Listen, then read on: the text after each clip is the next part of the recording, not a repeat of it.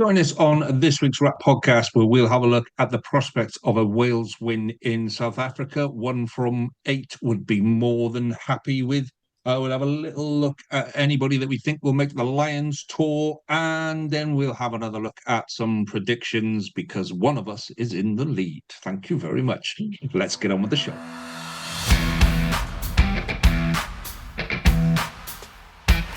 You're listening to Rap, the Welsh Regional Rugby Appreciation Podcast.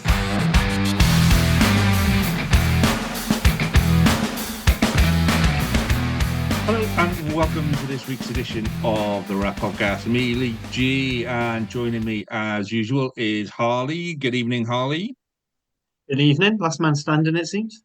Last man, indeed. So down the bottom there, we can see our Ospreys representative, Zach, from the Ospreys Eyrie. I can say that now. Nick's not here.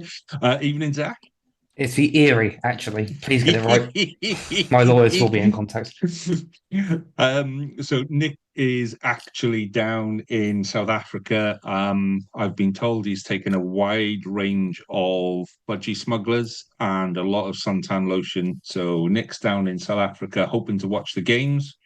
So Zach's going to sit in for us this week and talk Osprey stuff. So you'll see that there's just the three of us here tonight. So Jamie's not feeling very well. So he's going to sit tonight out, which is quite convenient because he's going to miss talking about the Dragons in South Africa. So before it's going to be quite a quick one tonight, gents. So before we start, I thought we'd kind of like, open the floor up. Does anybody want to share anything? Is there anybody that's got any news, any good things that they might want to share with the group? Harley, anything you want to share with the group, my friend? Well, now you've queued me up, I suppose I do have to say. So, so my wife and I are expecting again. So we've got, so last week or week before even, we had the scan, worked out the gender. So we're looking forward to welcoming a little baby boy in September. My wife, I said a bit nervy about this one because the first one's going so well. We don't want to ruin things with the second, but that's how it goes. The more of the worry is the due date is exactly a week after my sister-in-law's wedding. Ooh. And my wife is maid of honor. Oh, excellent! Oh, so this is causing tension. Yeah, but also start of the season. Got to balance those two up. So we've got to check the games when they come out. Check the fixture list when they come out because that could be awkward. Having to miss the birth of your second child. Not just the Cardiff fixtures for me. It's the Old Pens fixtures as well because I said I'd stick around for another season with them whilst I'm still up in Cardiff. The real question is, what are you going to base a project on? Is it going to be Project Thomas Young or Project Harry Millard? I need to decide, is it going to become a flashy 7 or a flashy winger that doesn't really do anything?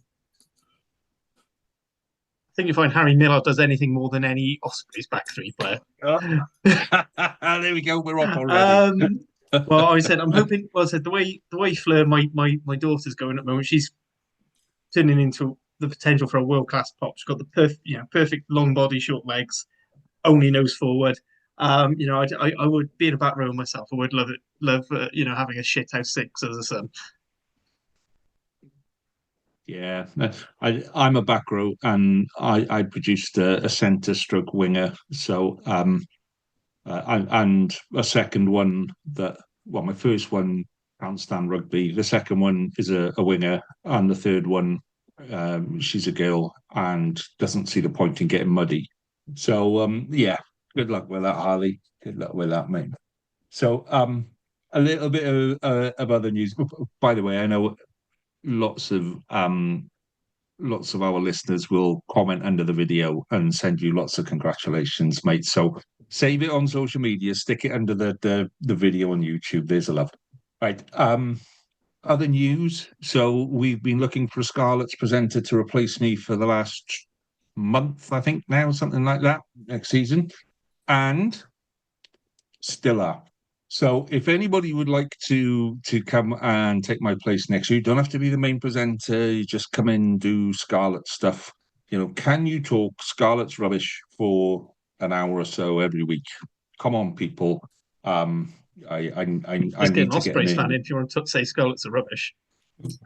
Yeah, I mean, I'll be honest. The better the Scarlets play, the less Ospreys interference we have on social media. So it's a definite kind of a thing that I'm quite enjoying. So I've got another plug to make. Okay, so I've got a couple of plugs actually. So we're looking at what we're going to do next season and how we're going to mess around with stuff next season.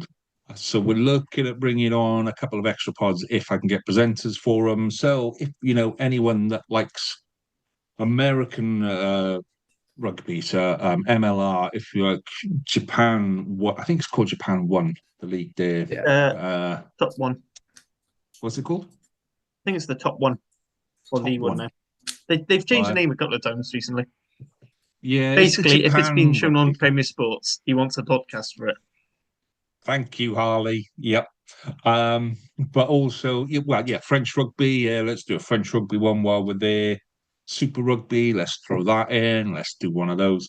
Um, we've got all sorts of stuff. But the one that I wanted to kind of look at was to do like a weekly rugby one, but not talk about the game so much. Just talk about stupid stuff. I was going to call it funny balls and just kind of do like funny stuff that happens. So it's not like, can I talk about rugby and can I talk about statistics and that? Can I make up funny stuff about rugby? If anybody fancies themselves as a bit of a comedian and they like rugby, then get in touch with me on that one because it's just a thought at the minute. It's just a thought. But as Harley will know, and Hugh dreads getting messages from me that goes, I've had a thought, mate and now Hugh just leaves me unread for a couple of hours while he prepares mentally for Lee's had a thought. So yes, on a completely different side project. Next, I've already started this, but this is going a little bit mental and a little bit crazy. So if I've started a thing called a Towncast, which is a town-based podcast, which is nothing to do with rugby. But if anybody kind of likes their town and wants to promote their town and wants to do stuff with their town, get in touch with me. Drop us an email, and I will tell you all about what Towncast is because I'm gonna make that mental. Which I also um, I've already I've done 4 episodes of my local Towncast, and my local radio station has been in touch and said, "Do you want to do this on the radio?" So that kind of went a little bit mental as well. So yeah, I take your "I've got a second baby." I got a second baby on the way, and I trump your second baby with I might get a 2 hour slot at midnight once a month on the radio. Thank you very much. I think it's important for listeners and watchers of your YouTube to point out. Lee asked me beforehand to announce the baby news. I wasn't actually going to bring it up on the pod, so he's done this specifically to shit on me, No, like like any self-respecting Turk. I wanted to celebrate your news with you, mate, because I know you've been holding it to yourself for a while until you had the second scan. So I'm genuinely chuffed for you on it, and I can see because you've got the little cheeky smile. See, I know, I can tell. Right, let's do a little bit of news. Harley, you're going to do news for us this week, so all yours, my friend. Yes, so the missing man of the Wales squad is re-signed to the Scarlets, Kemsy Mathias, and also some old Australian bloke with a beard. You may have heard of him, Jake Ball. Yeah, so a stalwart of the Welsh pack, particularly during the end of Scotland's second run, the typical enforced lock. Proof yet again that Scots don't know how to develop their own second rows. But I mean, that's just good business, isn't it? I mean, get one locking Kemsley down was a Wales international and someone who I think has improved an awful lot in the weaker areas of his game this season. And again, just with the loss of Alex Craig, having someone who's just going to hit things and enjoy hitting things, that's exactly what you want from your second row, isn't it? Especially when you've got someone like Lousy doing all the really fancy stuff. Yeah, but is he going to hit things or is he going to hit things? Yes. Both. Yeah. And he'll get a massive cheer every time. It's so we've been saying on Scarlett's saucepans for a while that we've missed someone like Jake Ball. just with his no messing, a bit of an enforcer, a bit of old school brute. You know, we had lots of lovely fancy handlers and all of this kind of stuff. We just needed somebody to go bang, have some of that, son. And the beard that's feared is back. I can't I, wait. I I genuinely think you can't. do have to have some reservations with it though, because I don't know how. I don't think he's going to be able to put in the same sort of shift Alex Craig's been doing. Said he's 33. He was benched for his second division Japanese team. You know, he supposedly retired again. Mm. He's had two retirements already. He's getting to Shane Williams levels now. So I He think might. based on that, there's no news from the Ospreys, but apparently Zach, you have a plug later, so we'll get. So just quickly, Dragons have signed a defence coach, which they clearly need on a run of 9 consecutive games, conceding 30 points or more. In Dale McLeod, who's a New Zealander, he's worked with Philo before at Southland, Northland, and he also helped out with Tonga in a couple of stints, including the 2023 World Cup. I'm going to leave the boys and the Dragons later to talk about that news when they get round to it. Yeah. Purely because I just want to hear what wonderful mixed metaphor Gav's going to come up with, because they are always worth the listen. And then Cardiff, we had Dan Day on Friday, so we re-signed Danny Southworth and Dan Thomas, two additions this season who have certainly earned their bread. Dan Thomas taking the starting jerseys from Thomas Young for quite a stretch this season. Very aggressive tackler. One of the top in the league for turnovers still, despite being injured this last half. And then Danny Southworth just being solid as a rock, especially when we were expecting Ed Byrne to be our number 2 loose head and got injured fairly early on. But Danny Southworth's been doing a fantastic job. And that wraps up on these. I said, Zach, do you know about this Ospreys thing? Helen's Can't remember if dropping. Nick prepped you on this one. He hasn't. There's other bits going on with St Helens. There's a drop-in session at St Helens tomorrow to go through redevelopment, where we're recording this on Monday night. It's going on Tuesday the 6th between 3 p.m. and 8 p.m, which will be the Ospreys giving down a rundown of what's going on at St Helens for anyone interested. If you're in the area and have nothing else to do on your Tuesday afternoon, evening, pop in. I'm sure it'll be very informative. To be fair, in the Swansea area, it's that'll get drunk, isn't it? You could be working for the Ospreys media team there, mate. I've gone and said it again. It's the I love how I'm enthusiasm. actually trying to wind up Ospreys fans, and you're still doing better. No, it's genuinely Nick's quite excited by this. His video out today has gone a little bit crazy on it, but as far as I understand it, it's like a drop-in session and they'll have everything there, all the questions, all the comments. You'll also be able to buy. I think they said it was going to be discounted season tickets for next season, but I think that's just the standard early bird ticket.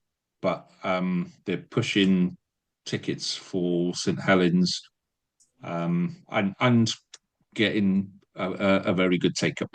So yeah, it's well worth going. If you're in the area tomorrow, or if you care about the Ospreys, you can nip down to St Helens tomorrow, and you will be made very welcome by the media team that don't like me. Okay, let's move on then. So it's going to be quite a quick one tonight. So we've got a bit of space in the middle there. So we're going to have a quick chat about the Lions, because the Lions squad, so I think it's the Lions training squad, is going to be announced on Thursday, and then they usually have a bigger training squad and then cut about a third of it for the final squad. So it must be the training squad on Thursday that they're announcing. Either way, let's have a little look at who we think is going to end up on the plane this summer. So, Zach, give me a couple of strange ones. Give me the obvious ones, and then give me the strange ones that you think might just actually make it. It's probably best to do it from a Welsh perspective, as it's based around our knowledge. But I think the obvious ones, which I think aren't necessarily lock-ins, but are most likely, would be Jacques Morgan, Dewey Lake, and then are maybe an argument for Thomas Williams, but a lot of those are sort of riding on sort of second and fourth choices. There's lots of depth in back row and hooker, and then at 9, there's probably 4 you can pick from. Thomas being one of those 4. Any more than that, it's getting into the unlikely territory for Welsh names. You've got the options of Talupe Falatau, who's been, quite frankly, awesome the last sort of 4 months of this year and is really putting his hand up. Maybe an Aaron Wainwright at that. I think, annoyingly, the most popular one of sort of a Welsh bolter is Blair Murray, which is just, it doesn't feel right in any capacity. Other than that, there's nothing really secure. There's plenty of bolter chat, but nothing quite as fun. I still think that Justin Tipuric would be the second best 7 in the squad if he went. But, who needs Justin Tipuric when you have an English guy called Henry Pollock, who's like half a player is? So who would be a number 1 bolter then? Who would be, if it was going to come somebody completely out of the blue, who would be your number 1 bolter? Well, if it came completely out of the blue, I wouldn't guess him. But it's going to be, I could see maybe an Elliot D if Dan Sheehan or Ronan Kelleher get injured as a reliable, boring system hooker that comes in and plays one midweek game if he's in the right area. If he's in Japan anyway and just needs to get a flight over to Australia after getting called up to play a midweek game, I can see it happening.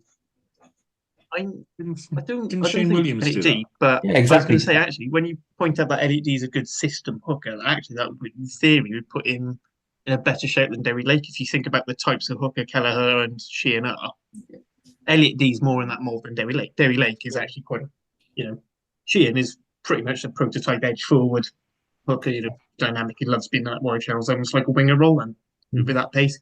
Elliot D again is quite comfortable there, whereas Derry Lake is your more traditional take it up the jumper, smash through the middle. He's usually in one of those 2 central forward pods. Yeah. I mean, we're in a bit of a troubled spot with well, purely because of how poorly the Welsh national side's been playing. Like when your team's playing badly, you don't expect that. One name I think be interesting is Dav Jenkins, purely based on he is one of the top work rate locks out there. And that's the sort of thing Andy Farrell likes in his players, are players who consistently go, and they'll just keep, they can churn out 80 minutes of top quality hard work. I think Falatau's chances have been, even after Exeter's thing last week. Lupe Falatau was a nailed on starter for Wales whilst playing for the Dragons. Like, sometimes, the player is so good they belay the team they're playing for. I think I said with Falatau, his chances I think have increased with Caelan Doris being injured. Yeah. And there's a chance he might now miss the tour. And having a nice experience, having an experience in break who just is just classy and will get you out of shit is invaluable. Especially because Ireland's sort of are losing their sheen a little bit. And we have to accept that. It's going to be this Ireland Leinster system that Farrell's going to play. So it's going to be a predominantly Ireland Leinster squad. So when you're looking for players, you're probably looking at players who might either be slightly better than what's there already or who could push ahead. I think Thomas Williams is an interesting one. He potentially could, just as having that spark of magic. Blair Murray, you'd almost see in that Matt Hansen role, where it's almost having him as a playmaker than necessarily for his winger stuff.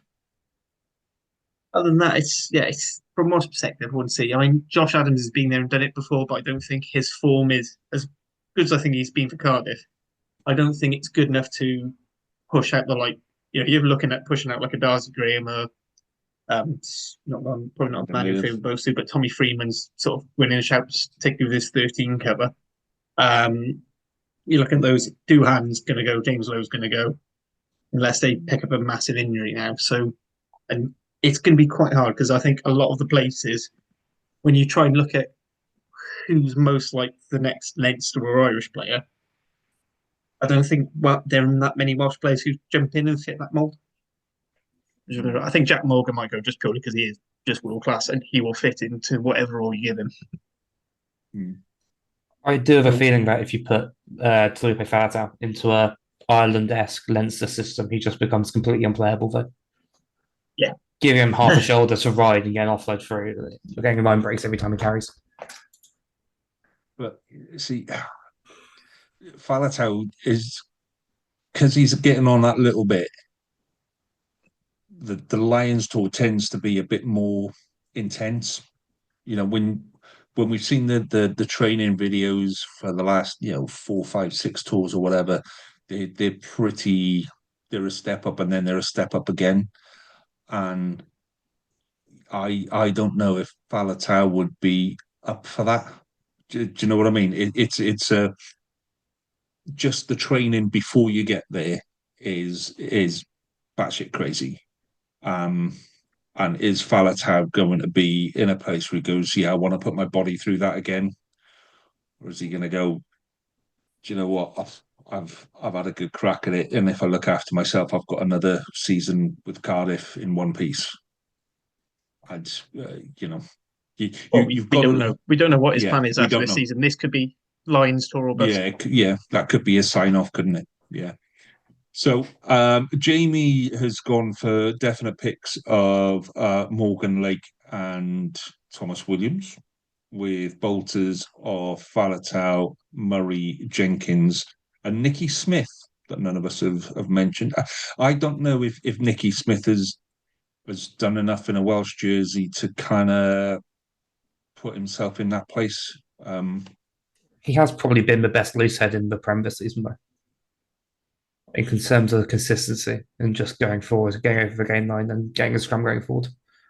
But then at international level, you had a decent half, and the rest of it was pretty much nondescript. So it would be interesting to see if Farrell goes, how highly Farrell rates club rugby in terms of, does it bring players into the system or out of the system, which kind of puts an interesting spin on both all 4 Welsh sides doing 2 weeks in South Africa now.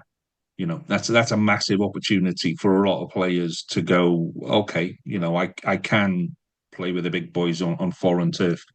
Because on my list, I've got Dab Jenkins, Thomas Williams, Blair Murray, and then my complete outsider is Joe Roberts, because he has carved it up on the wing and at 13. And I just think he gives a different edge to a lot of the other ones. It's whether he wants to go for a big, hefty, bulky 13, or if he wants to go for someone with a bit of creativity. And like I say, Joe Roberts can play 13, can play 14, can play 15. So that might kind of throw it in there. But it really does depend on whether he stays fit in South Africa. The I don't interesting even think one. that's a thing because you're looking at ring rows. You can have Henshaw as someone who can cover both. You can have Hugh Jones. It's Yeah. You're already chopped there. I mean, Yeah. you're not even looking at any, you don't even necessarily need to look at an English centre there.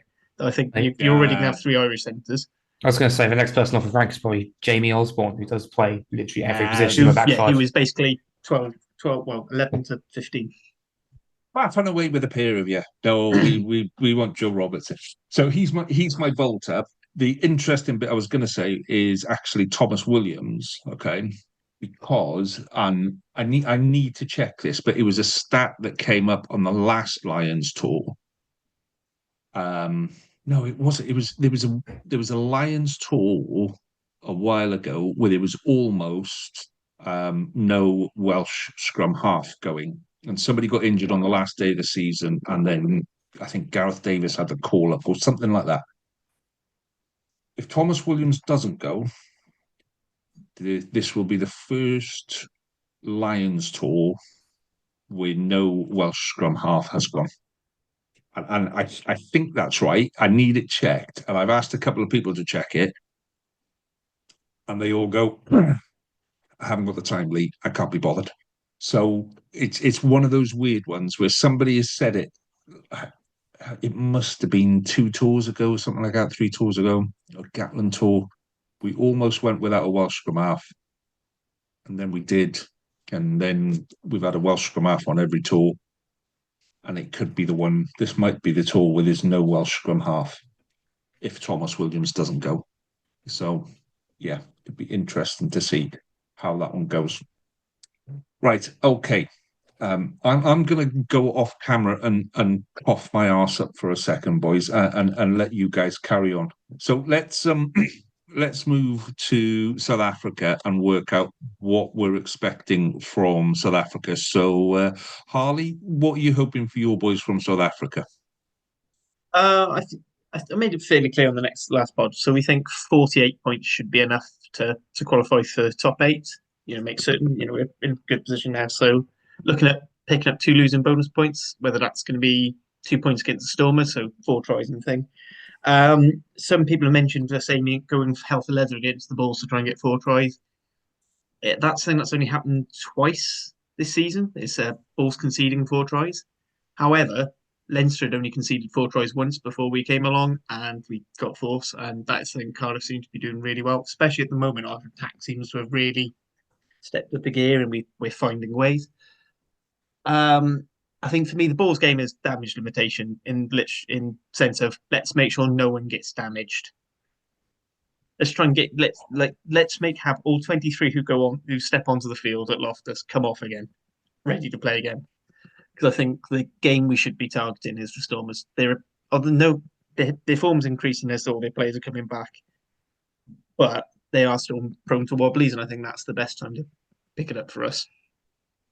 As of now, I don't know who's on the tour yet, so Well, I think when we know who's available, that will give us a better idea.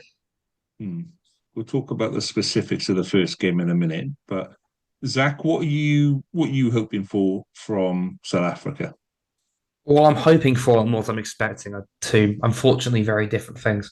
What I'm hoping for is for us to still be in the playoff hunt, and I think we need 2 wins to get that. Annoyingly, I think those 2 wins are very possible because we're against the Hollywood Bets team known as the Sharks, and then in Joburg against the Lions in the classic YouTuber derby of the Lions against the Ospreys, which we've won at both those places before, and I feel like the Sharks are very prone to a wobbly. And the Lions I feel beatable. You saw Benetton go up there a few weeks ago and do a job on them, a proper job as well. And if at the end of the day, if we can twat Benetton around by 40 points, why can't we beat the Lions in Joburg? It feels possible still, as at the end of the day, it's our playoff and Europe chances on the line. But I'm expecting 1 win, not both. I feel like even if we get a result against the Sharks, we might just run out of steam.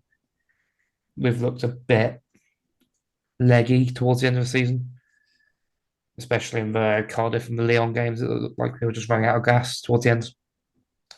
And given how much our squad has been used so far this season and how many players are on stupid amounts of minutes, I'm not confident. But then playing the Sharks in South Africa it's a completely different kettle of fish, isn't it? It is. Oh yeah. Who were the last team to nil the Sharks at home? I wonder who that was, Harley. Got their coach sacked. You did get their coach sacked, yeah. You got his revenge this year, Mike. So let's not go on about it. So, yeah, I mean, we play the two same teams. We play them opposite yourselves. I think we've got the better option because we play the Lions first, and we can go hell for leather on that first game. I think out of the two, the Lions is the team that I would prefer to. The Lions would be the team that I'd expect to take points off more than the Sharks. And we play them first, where we've had, another week's break. We've come off a good win against Leinster. I'd be hoping that that's the game we really go hell for leather, and then, the Sharks, whatever happens, and hopefully we've done enough by that point. I think the key bit for us is injuries.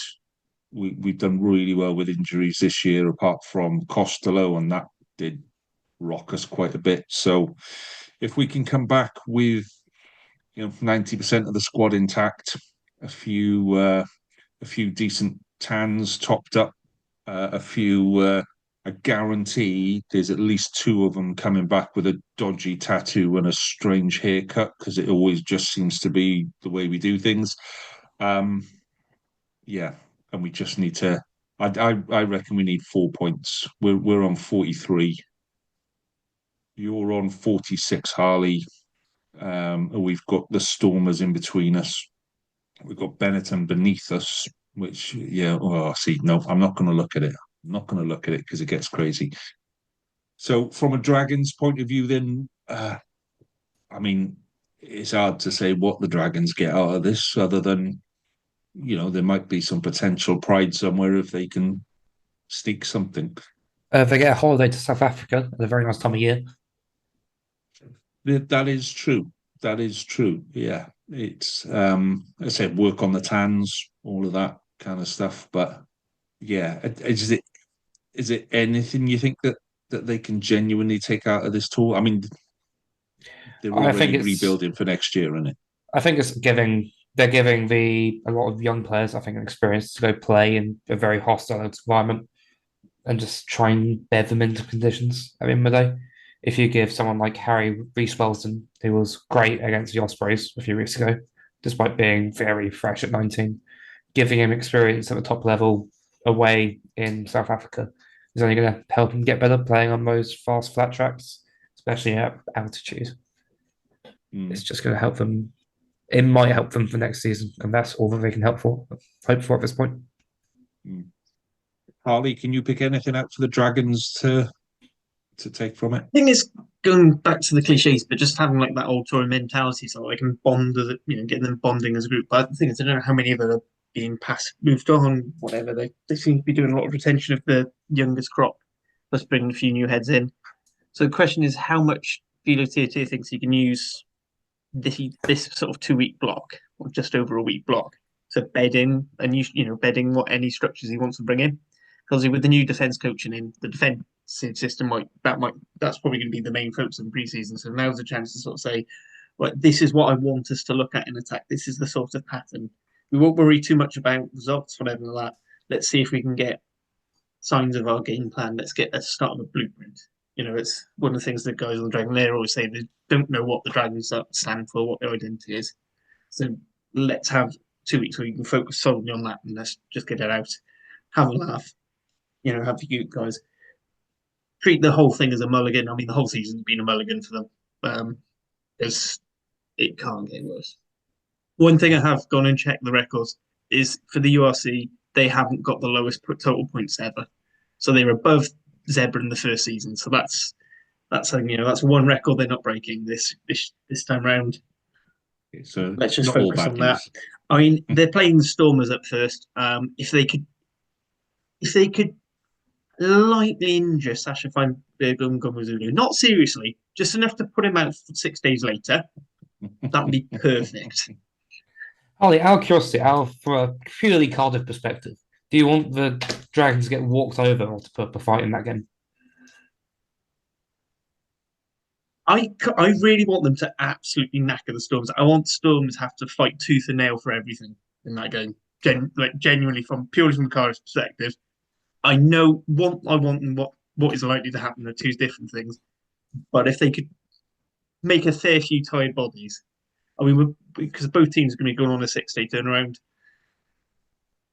And, if we're going to be all battered and bruised, it'd be nice if we're going up against a team that's battered and bruised, because when you're already knackered and then you see you're going up against fresh people, that's just pain.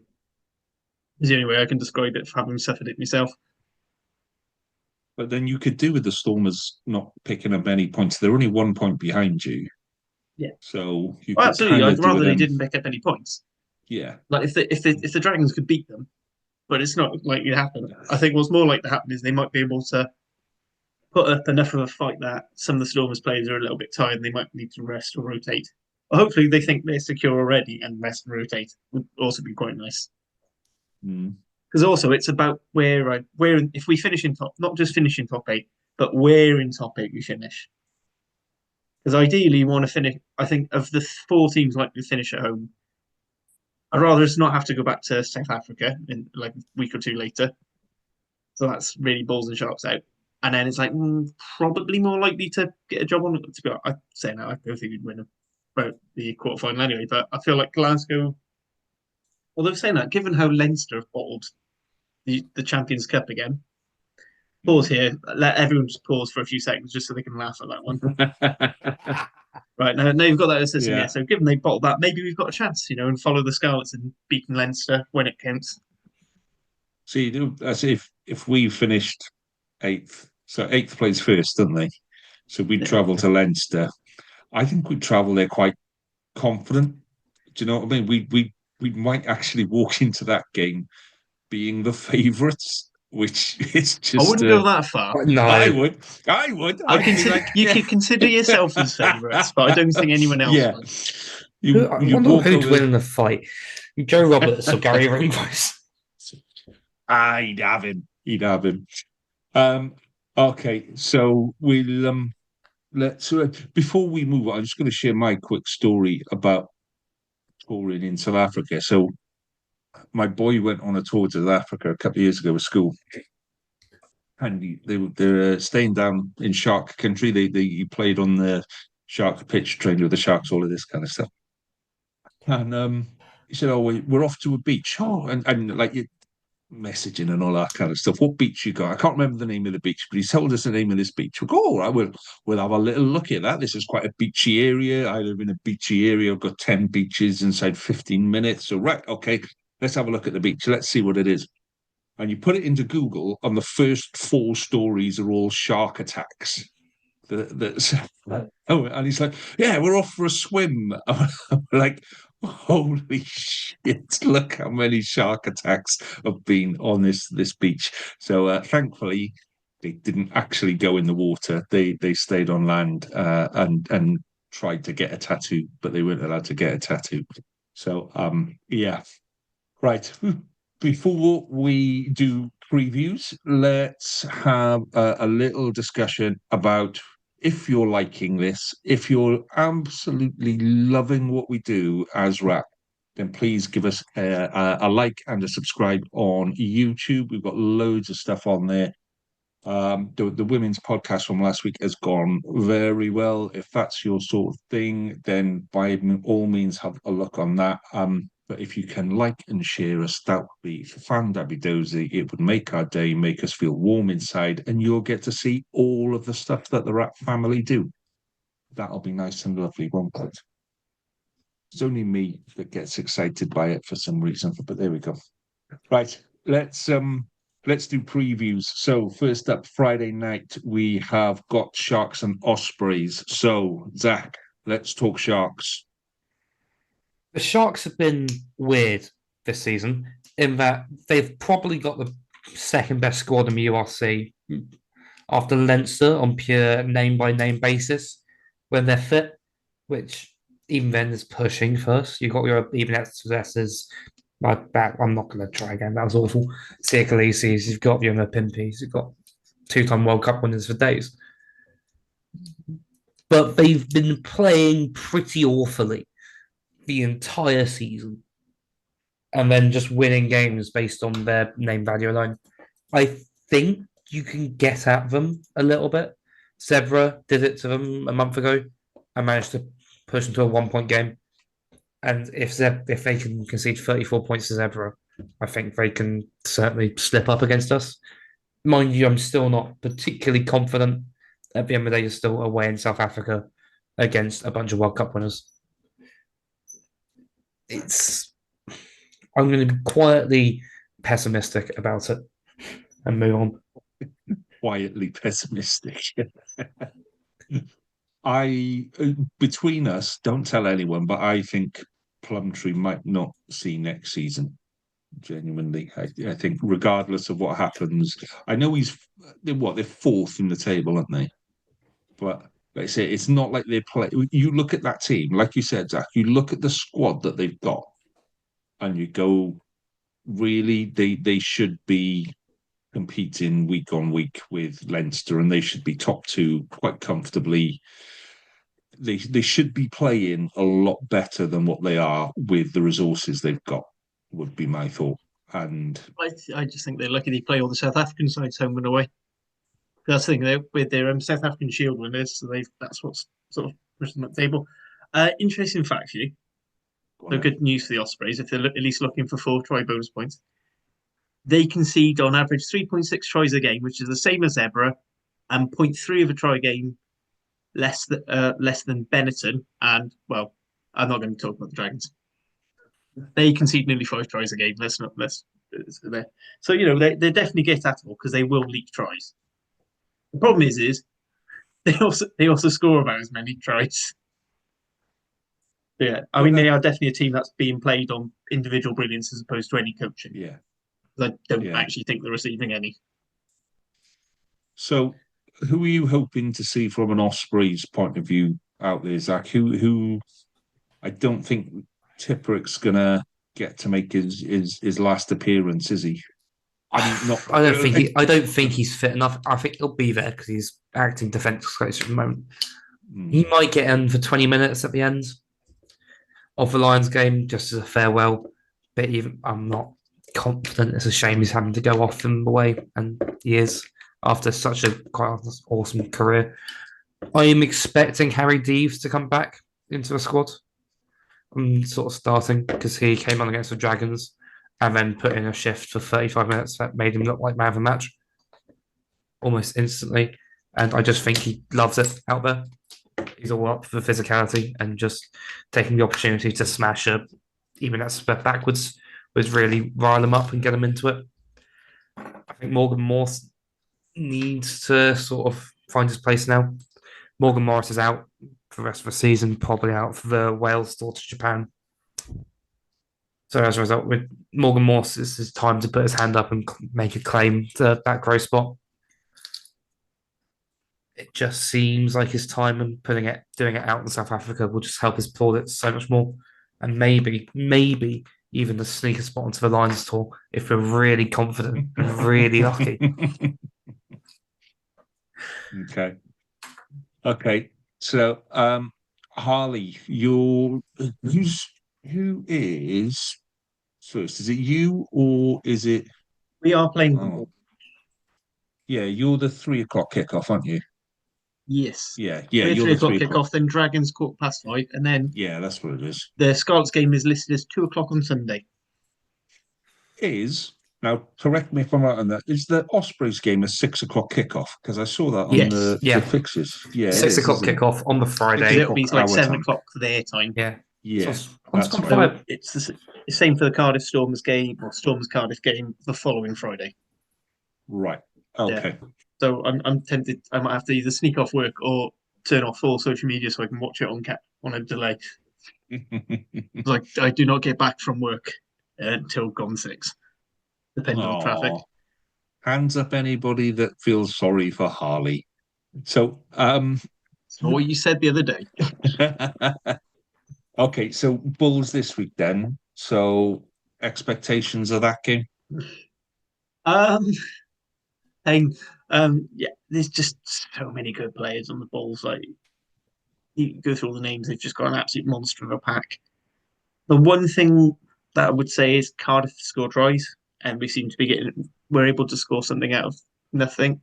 I think on the fast track up an Ivar, I think there's a chance we can get a point out of this game, but I do not expect it to be close. I think it's going to be quite a comfortable Bulls victory in the end.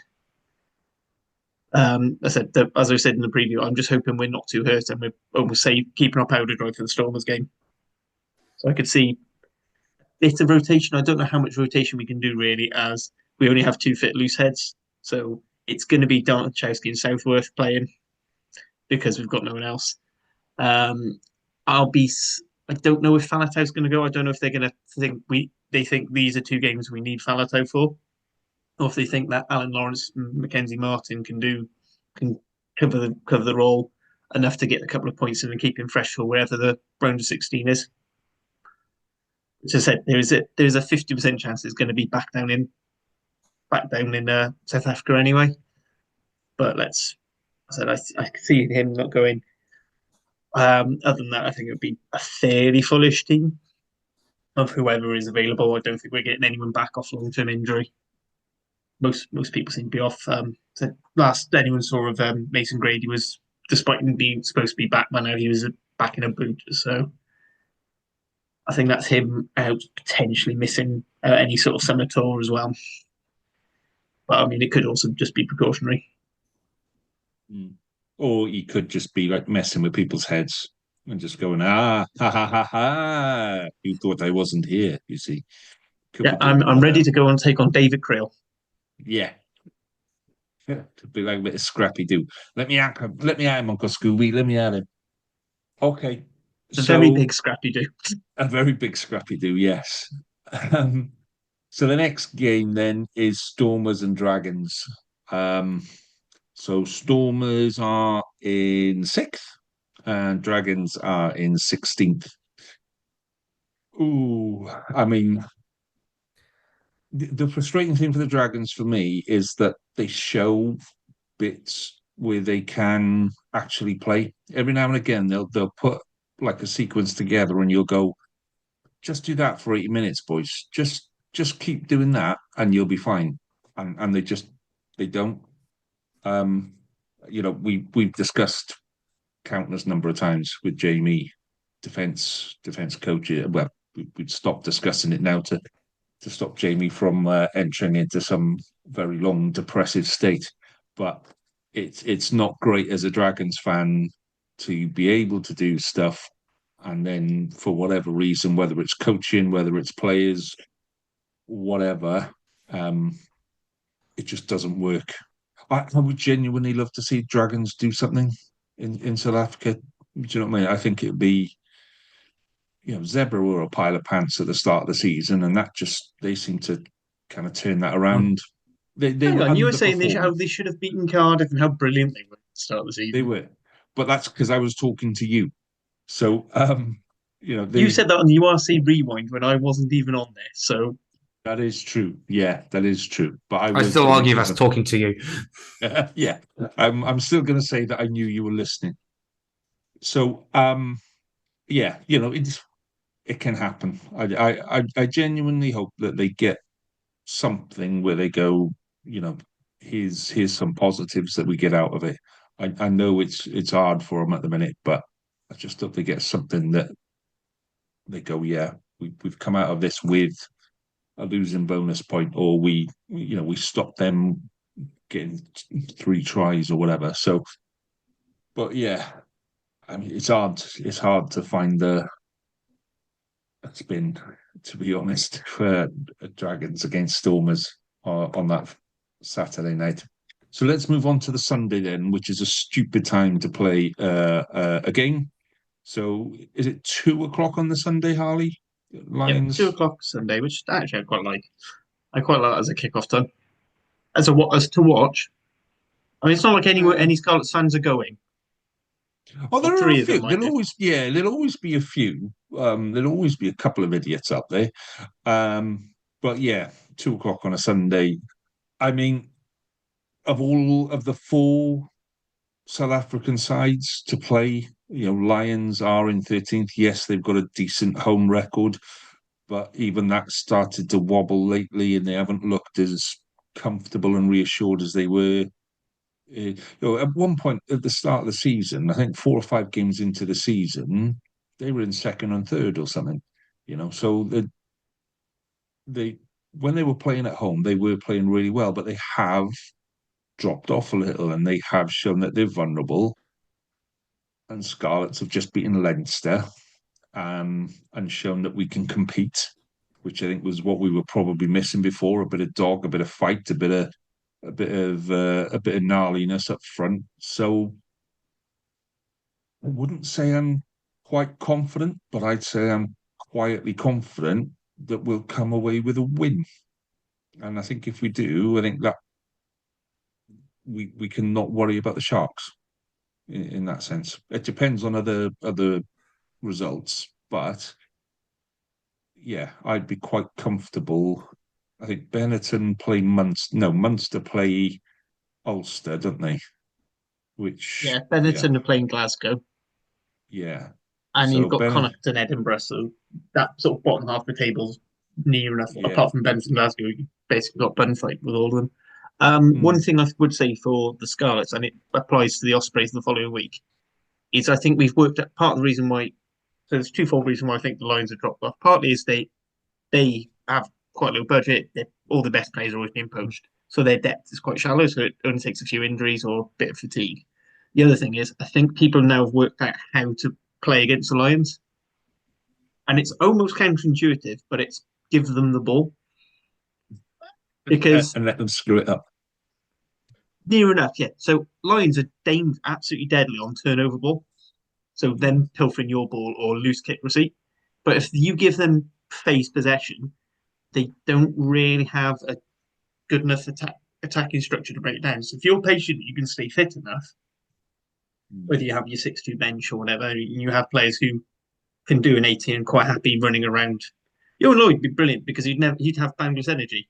Whether or not he has the tactical nous for it is another story. But that's not what we signed him. We signed him because he covers the full back line in a 7-1. Is Jockey's plan, I'm convinced. But it's, that's like Cardiff stumbled on it accidentally. Munster, when they went out and beat them, that was actively it. Ospreys had a similar thing, plus when they had the added benefit of having an unshakable scrum, which also again takes away a big superpower of the Lions, was that you had a way of earning penalties and getting up the field. I said, so if you can keep the Lions pinned in their own 22, they will try and run it, and then you get away, and then you just eat your penalties, you take your counter attack possibility. So that is this is the reason why they are the easiest. As it's a very easy way to beat them, and their depth isn't quite as good as you like. They do have the absolute unit of a tight head, who apparently you have to be a South African scrum half to send backwards, because it's the only time I've seen him go backwards this season was when Johan Mulder absolutely melted him, and it's that gift is still saved on my phone. Well, that's where I'm kind of hoping Costello will come in and control the game a bit more. Where I do worry about Johan Lloyd for no other reason that when he plays in Northern Hemisphere, inside 10 minutes, he looks like he's just run the London Marathon. What he's going to be like in South Africa after 10 minutes. He's perfect. I'm not saying he's not fit. It just, when his cheeks go bright rosy red and his hair looks like he's just stepped out of the shower, soaking wet sort of a thing. And you just look at him, you go, oh my God, the poor kid, he's been out, he's done a marathon before he's got on the pitch or something. He just looks, he has this appearance that he's just absolutely knackered all the time.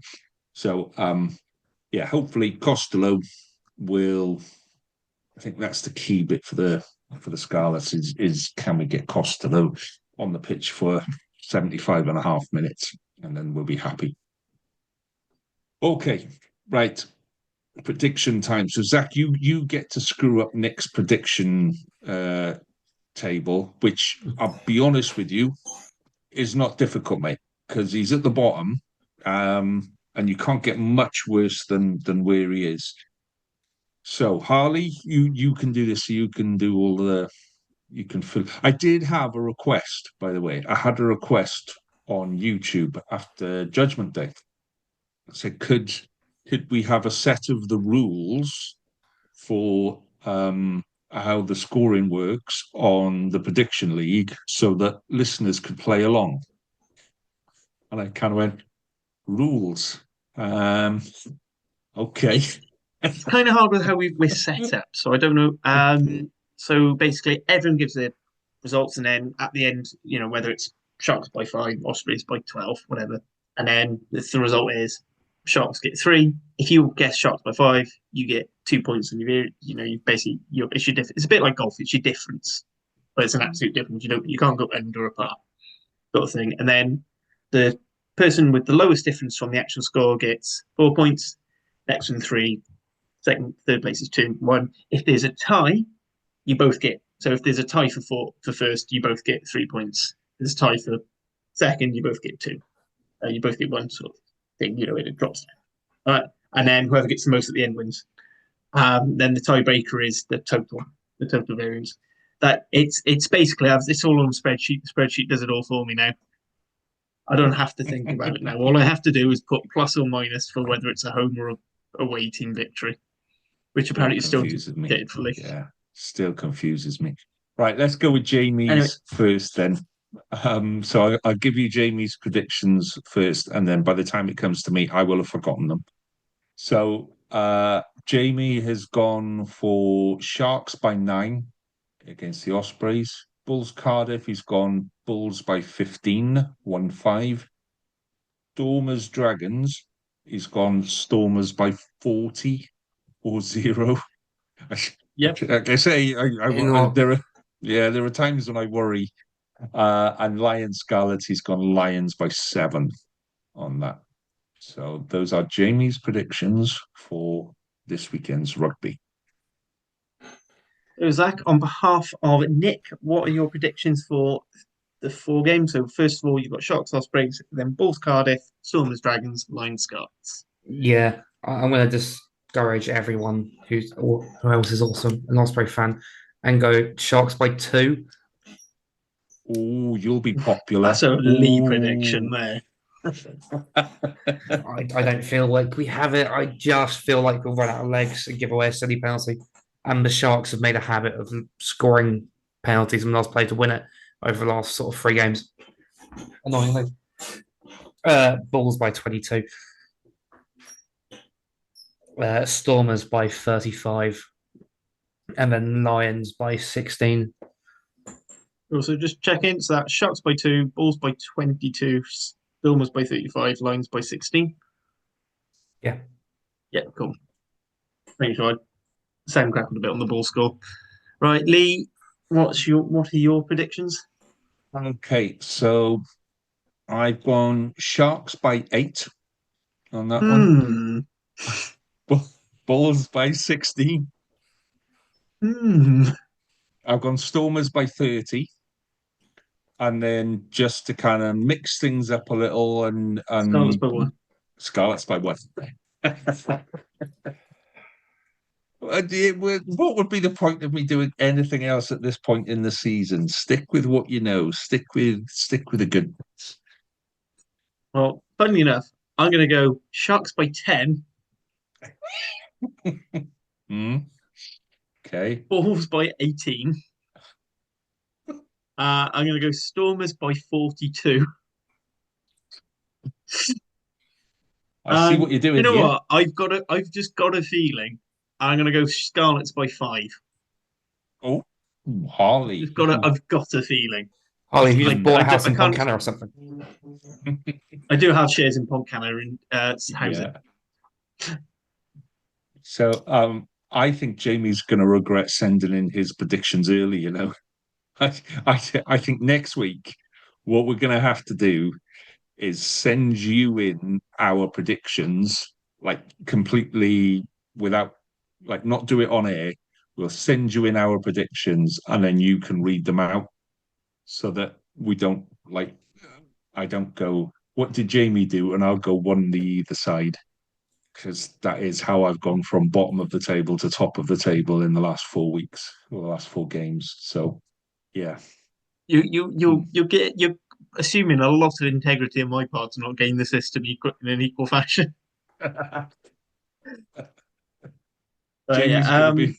Jamie's going to listen to this, and he's other only. rule for. So basically, the reason why Jamie sent it in is because someone forgot to send the predictions in once, and I said, right, that's 100 points to the home team.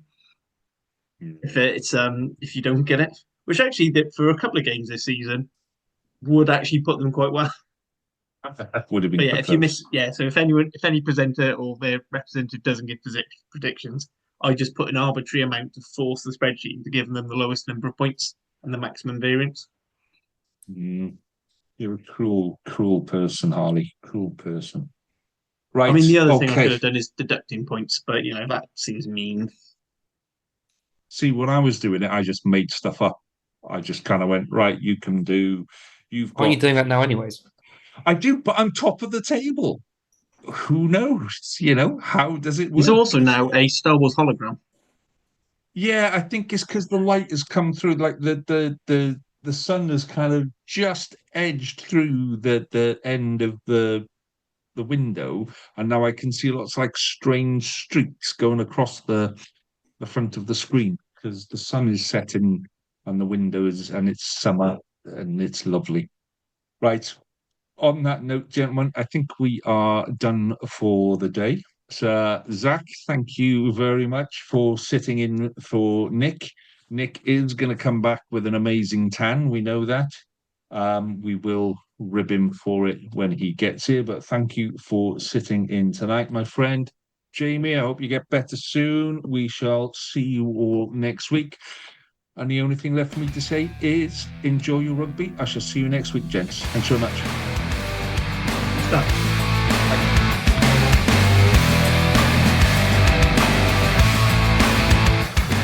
That was RAP, the Welsh Regional Rugby Appreciation Podcast.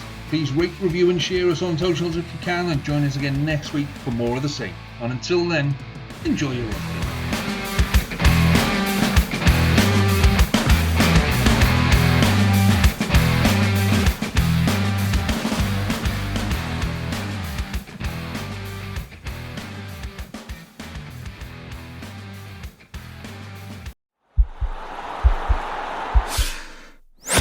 This podcast is part of the Sports Social Podcast Network.